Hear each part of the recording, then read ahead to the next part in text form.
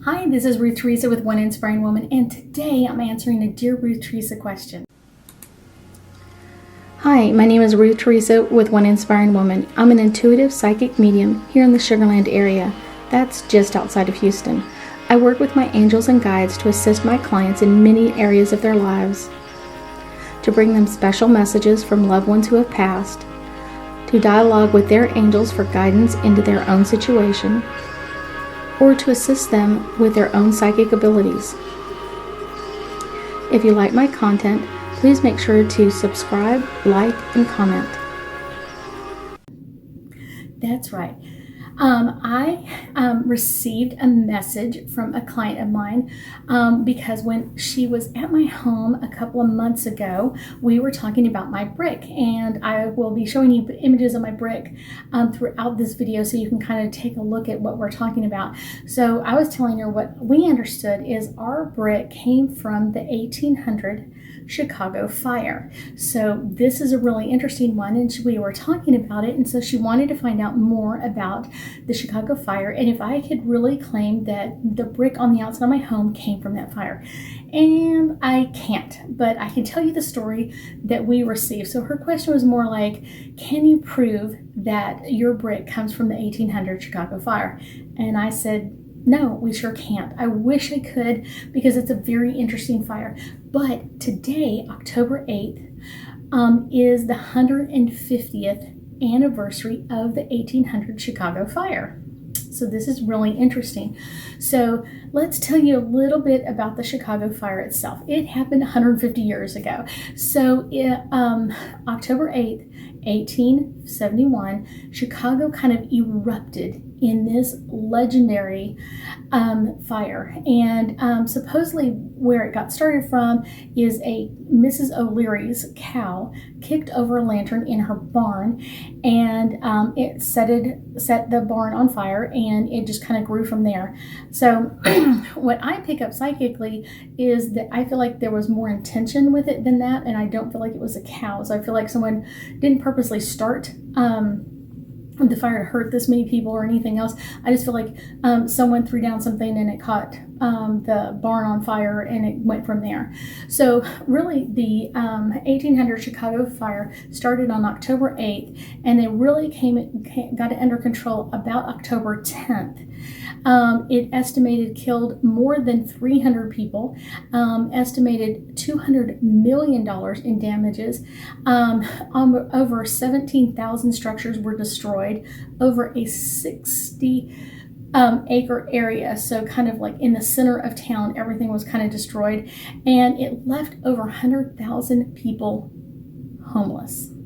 This was a huge event, and because of that, a lot of the things that came out of this were new building codes, building restrictions of like what you can build, where you can build it at, what kind of fire retardants you need to have on your building, and all that kind of stuff. So this all literally started on that day, and it's just keeps going from there. And it's kind of like our way of kind of keeping ourselves protected with so many people homeless and buildings destroyed and businesses just overturned. Basically from a city one day to char remains 2 days later is just unbelievable. Like I said, I do get that it was someone who didn't really mean to set something on fire, but was like very careless with fire, and it actually caused the fire to start. And then from there on, it just kind of was blamed on Mrs. O'Leary's cow, but I don't think Mrs. O'Leary's cow was at fault. So let's pull a couple of angel cards and hopefully get us a little bit deeper insight into the Chicago fire. So listening is a really good one. I think several people had talked about them thinking someone started the fire, but they really weren't listened to during that time frame, which is really interesting. They were kind of told like, oh, it's not a big deal. We think we've already figured it out. And so I was kind of like thinking they're blaming that poor little cow, and that poor little cow was not at fault.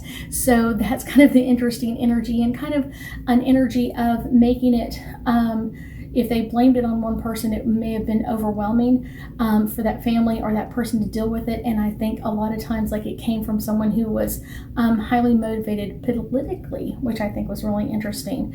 Trust. It's one of those.